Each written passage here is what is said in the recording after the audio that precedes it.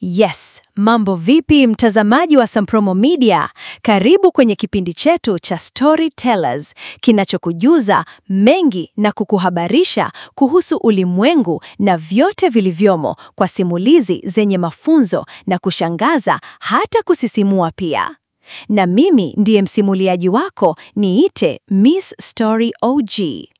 Kwenye Storytellers ya leo ni kuhusu Elon Musk. Tutaangazia safari yake kutoka kuzaliwa Afrika mpaka kuwa bilionea wa dunia mwenye kumiliki makampuni makubwa na yenye kuishangaza dunia. Mpaka kuhisiwa kuwa Elon Musk sio binadamu wa kawaida, kwani miradi anayoifanya si rahisi kufanywa na watu wengine. Kwa mfano, kampuni kama SpaceX, kampuni ya anga inayolenga kupeleka binadamu kwenye sayari ya Mars, na tayari inasafirisha roketi na satelaiti duniani na kwenda kwenye anga. Pia kampuni kama Tesla iliyoleta mapinduzi kwenye magari ya umeme. Sasa inazalisha magari yenye kujiendesha menyewe kwa nishati safi, inayolenga dunia safi isiyo chafuzi kwa mazingira. Pia kampuni kama Neuralink iliyokuja na teknoloji ya afya, ikiwemo kuunganisha ubongo wa binadamu na kompyuta pamoja na kutambua mawazo ya mtu na kusaidia wagonjwa kufanya mambo wasioyaweza kama waliopooza na vipofu kwa njia ya kisayansi kwa msaada wa microchip. Elon Musk sio tu mwanasayansi, bali ni mtu mwenye ndoto za kushangaza, kwani anaamini siku moja binadamu wataishi kwenye sayari ya Mars na teknolojia itasaidia kuokoa maisha ya binadamu hata kuzuia kifo. Kuna siku Elon Musk aliamka na kutangaza kuuza karibu mali zake zote na kusema sitamiliki tena nyumba yoyote. Hapa na munukuu alisema, I am selling almost all physical possessions, will own no house. Huku sababu kubwa ikidhaniwa ni kwamba Elon Musk alitaka kuonyesha kuwa hana mzigo wa mali anapolenga kuhamasisha binadamu kuelekea sayari nyingine ya Mars. Aliona mali za kifahari zinamfunga si njia bora ya kuishi kwa mtu anayetaka kuwa mwepesi kimkakati. Kwa kifupi ni kwamba Elon Musk ni mchanganyiko wa sayansi, ndoto na uthubutu. Ni mtu anayefikiria miaka 50 mbele kuliko dunia inavyofikiria leo. Na hivyo watu wengi hufanya kumuona kama si binadamu wa kawaida. Ungana nami leo kwenye Storytellers ya Sampromo Media kufahamu mengi kuhusu Elon Musk, kwani tutaangazia kuzaliwa kwake, makuzi yake, biashara zake, changamoto alizopitia, pia mahusiano yake na familia na mengine mengi utayajua kutoka hapa Sampromo Media. Hivyo, kama bado hujasubscribe, subscribe channel yetu sasa uwe wa kwanza kupata habari muhimu kama hizi. Namba 1, tutaangazia asili ya Elon Musk pamoja na familia yake. Safari ya mwanamapinduzi wa teknolojia iliyoanzia Afrika Kusini hadi ikulu ya nchini Marekani. Majina kamili anaitwa Elon Reeve Musk. Alizaliwa tarehe 28 Juni 1971 mjini Pretoria, Afrika Kusini. Ni mtoto wa kwanza kati ya watoto watatu. Baba yake Elon Musk anaitwa Errol Musk, mwenye asili ya Afrika Kusini. Ni mhandisi wa umeme, mjasiriamali na pia ni mpiga picha mzuri. Alikuwa mtu mwenye akili nyingi, lakini mwenye ukali na utata. Akiwa kijana, tayari alikuwa amewekeza kwenye dhahabu na mali zisizohamishika kama nyumba. Mama yake anaitwa May Musk, ni mwanamitindo mwenye asili ya Canada, ambaye baadaye akawa mtaalamu wa lishe. Alifanya kazi nyingi ili kulea watoto baada ya kuachana na mume wake Errol. Mama yake Elon Musk alikuwa mtoto wa wahamiaji kutoka Canada waliosafiri kwenda Afrika Kusini miaka ya 1950. Elon alikulia katika mazingira ya mchanganyiko, japo familia yao iliyokuwa na kipato kizuri lakini yenye msukosoko wa kifamilia, ambapo wazazi wake Elon walitalakiana alipokuwa na umri wa miaka 9. Elon aliishi na baba yake kwa muda, lakini baadaye alisema uhusiano wao haukuwa wa karibu na ulikuwa wa kutesa kisaikolojia. Elon alikulia katika familia yenye akili na ubunifu. Mama yake alimhimiza kujiamini na kufikiri nje ya mipaka. Baba yake Elon, japo alikuwa mwenye ujuzi mkubwa wa kiufundi, lakini alikuwa na mahusiano mabaya na Elon, jambo lililowafanya waishi mbali kiakili na kihisia. 2. Tutaangazia makuzi na tabia zake. Wakati wa utoto, Elon alikuwa mpweke, akipendelea kusoma vitabu badala ya michezo. Alifanikiwa kusoma vitabu vya sayansi, fantasia na sayansi ya anga, vitabu vya Encyclopedia Britannica, vitabu vya Tolkien, The Lord of the Rings na magazeti ya NASA. Elon Musk alianza kujifunza kompyuta mwenyewe akiwa na umri wa miaka 10 tu, na baada ya kufikia miaka 12 aliweza kutengeneza game kama mchezo wake wa kwanza wa kompyuta ulioitwa Blaster, na baadaye aliuuza kwa $500. Pamoja na hayo, Elon Musk alikumbwa na mateso, bullying, kutoka kwa wanafunzi wenzie hadi kufikia kupigwa mpaka kupoteza fahamu. Lakini alivumilia kwa sababu ndani yake kulikuwepo ndoto kubwa kuliko maumivu aliyopitia. 3. Tutaangazia safari yake ya kuondoka Afrika Kusini. Miaka ya 1990, akiwa na miaka 17, Elon Musk alihamia Canada kupitia uraia wa mama yake ili kukwepa utawala wa kibaguzi wa Afrika Kusini na kutafuta maisha mapya. Aliendeleza masomo katika chuo kikuu cha Queens na kisha alihamia Marekani na kusoma katika chuo kikuu cha Pennsylvania, akichukua uchumi na fizikia, Wharton School. Wakati akiwa chuoni, alieleza kuwa malengo yake makuu, alisema lengo lake ni kubadili dunia kwa kupitia mtandao wa internet, nishati mbadala na safari za anga za mbali. 4. Tutaangazia mwanzo wa biashara na mafanikio yake. Mwaka 1996, Elon Musk alianzisha biashara yake ya kwanza akiwa na wenzake wawili, iliyoitwa Zip2, kampuni hiyo ya kutengeneza ramani na kutoa mwongozo wa biashara mtandaoni, iliyolenga kusaidia watu kupata biashara kwa urahisi kwa kutumia ramani na maelezo mtandaoni. Wakati huu bado Google Maps haijazaliwa. Mwaka 1999, kampuni kubwa ya kompyuta Compaq ilinunua Zip2 kwa $300 milioni. Katika dili hilo, Elon Musk alipata gawio na takriban $21 milioni kutoka kwenye mauzo hayo akiwa na umri wa miaka 27 tu. Na hapo ndiyo safari yake ya ubilionea ilipoanzia. Na baada ya mauzo hayo, ndiyo ilimpa mtaji wa kuanzisha kampuni mpya ya kifedha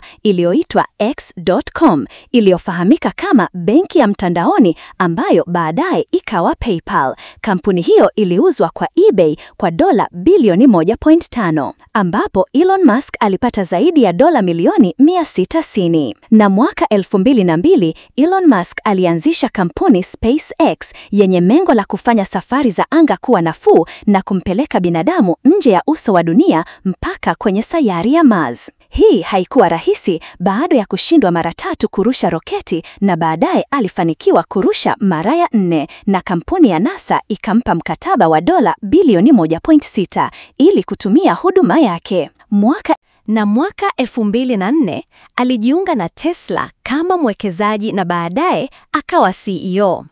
Aliongoza uzalishaji wa magari ya umeme ya hali ya juu, ikiwemo magari ya kujiendesha menyewe. Pamoja na kwamba kampuni hiyo ilikuwa karibuni kufilisika kutokana na hasara kubwa hapo mwanzo wa mwaka 2008 na kumtaka Elon aachane nayo, lakini Elon akaendelea nayo. Mpaka sasa kampuni ya Tesla ni miongoni mwa kampuni za magari zenye thamani kubwa zaidi duniani, ikiwa zimezalisha magari mengi ya umeme kama Model 3, S, X na Y, ikiwemo Cybertruck.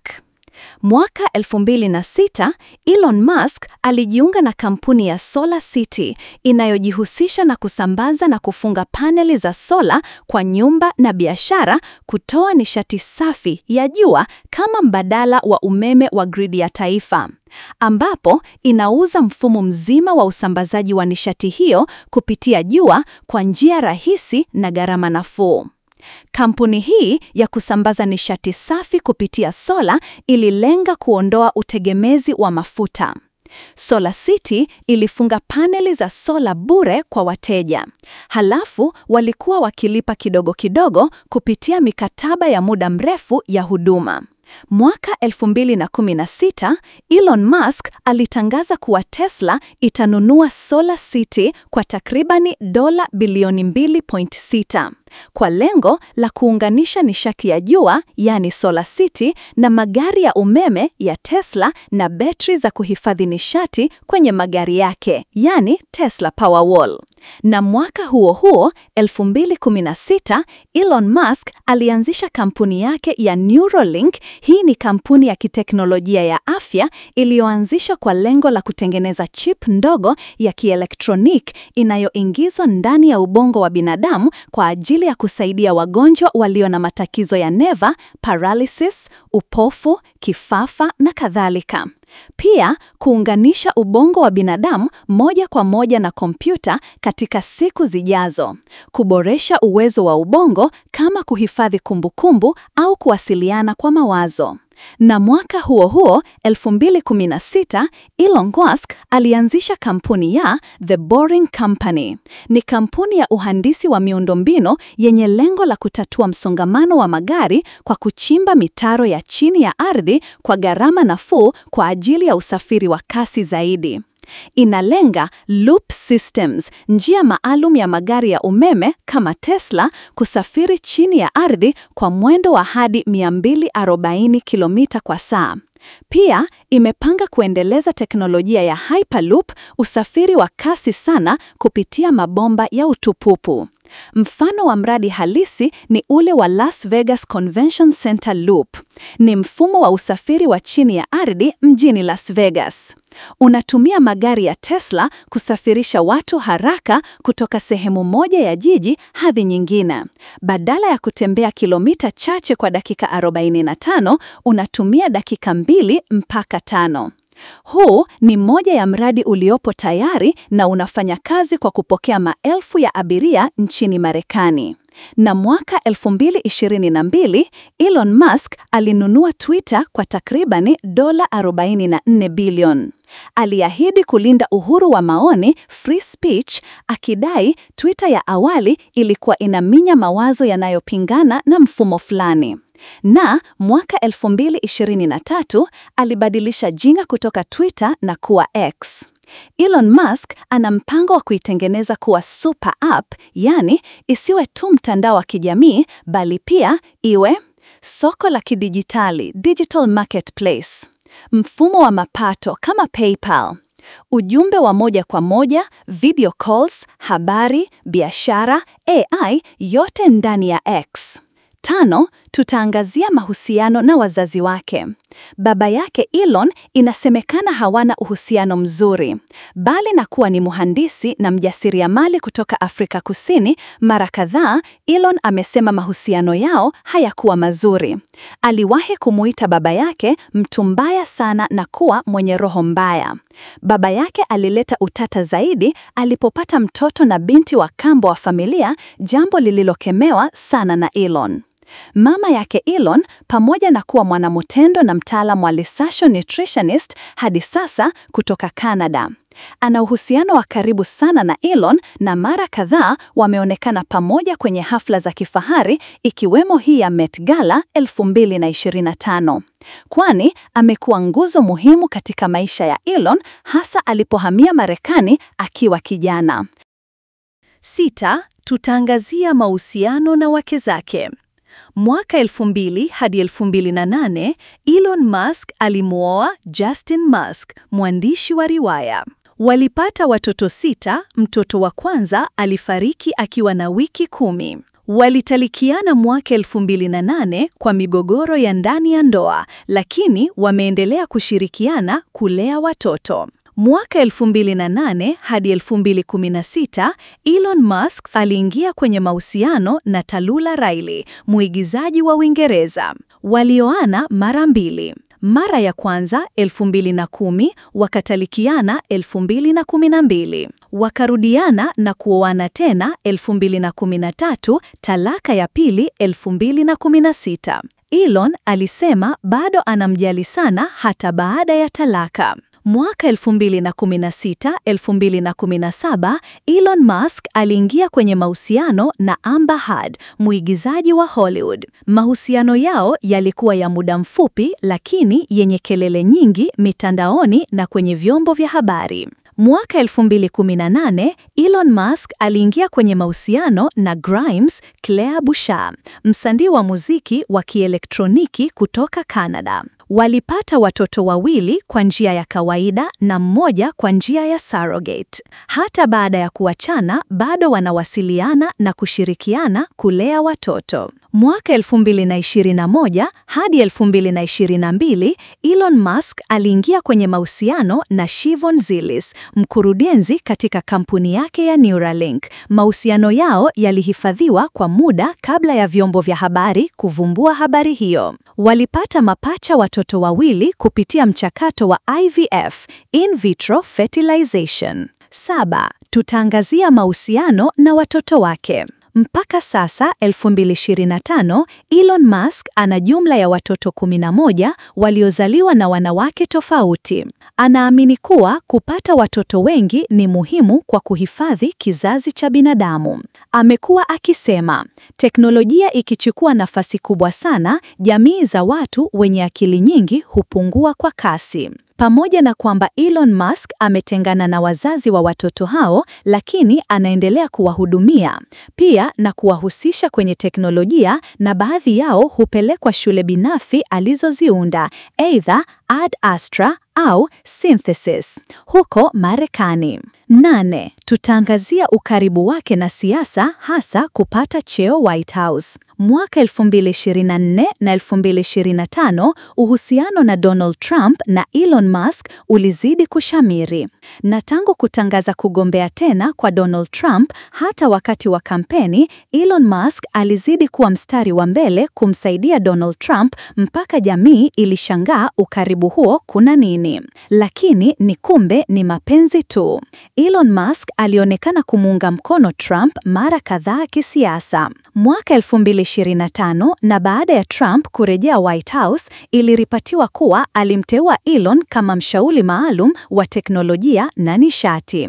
Ukaribu huu umemletea mafanikio fulani, lakini pia mashambulizi kutoka kwa wanasiasa na wanaharakati wanaomuona kama tishio kwa kuingilia mipango na bajeti za serikali ya Marekani. Hali iliyoibua mijadala ya kisiasa, hata kuathiri biashara zake kwa namna moja au nyingine, ikiwemo la kupinga uongozi wake kwa maandamano makali yaliyojawa na vitisho na uharibifu wa bidhaa za Tesla, hasa magari zilionekana zikichomwa moto na waandamanaji kutoka kwenye maeneo mbalimbali kama Marekani na baadhi ya nchi za Ulaya kama Italia.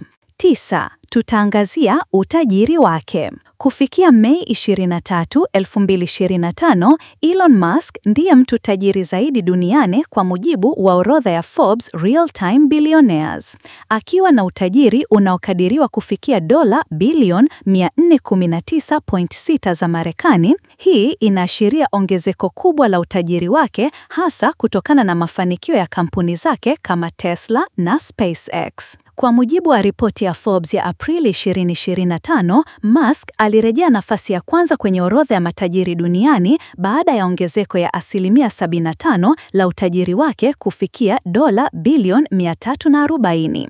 Wakati huo, mafanikio haya yanatokana na ukuaji wa thamani ya hisa za Tesla na mafanikio ya kampuni zake nyingine. Kwa sasa, Musk anashikilia nafasi ya kwanza duniani kwa utajiri, akiwazidi matajiri wengine kama Mark Zuckerberg na Jeff Bezos, ambao utajiri wao unakadiriwa kuwa chini ya dola bilioni 220 kila mmoja. Namnukuu, alisema, "Utajiri wangu ni matokeo ya kufanya kazi kwa bidii sana, siku 7 kwa wiki, kwa miaka zaidi ya 20 ya karibu." Kwa kuhitimisha ni kwamba Elon Musk ni mchanganyiko wa ndoto, utata, ubunifu na ukinzani. Wengine wanamuona kama mwokozi wa dunia, wengine kama mchochezi wa hatari ya kisiasa na teknolojia. Kwa ujumla, Elon Musk ni mfano wa nadra wa ubunifu, ujasiri na mvurugaji wa mifumo ya jadi ya kibiashara, disruptor, ambaye ameweka alama kubwa katika karne ya 21. Anafananishwa na wabunifu wa kihistoria kama Nikola Tesla, Steve Jobs na Thomas Edison, lakini anasifika kwa kwenda mbali zaidi, kutaka kubadili uso wa binadamu duniani na hata kuvuka mipaka ya dunia, interplanetary life. Lakini pia naweza kusema hakuna mtu mwingine kama Elon Musk aliyewahi kutokea, na huenda ikachukua muda sana kumpata mtu wa aina yake. Na huo ndio mwisho wa stori yetu kuhusu Elon Musk kutoka Afrika mpaka kuwa bilionea namba 1 duniani. Ulikuwa na mimi, Miss Story OG. Suala la maoni na kuachia wewe, niambie ungependa nikuletee simulizi gani kwenye Storytellers ijayo, na kama kuna chochote umekipata, pia tuandikie hapo chini kwenye comment.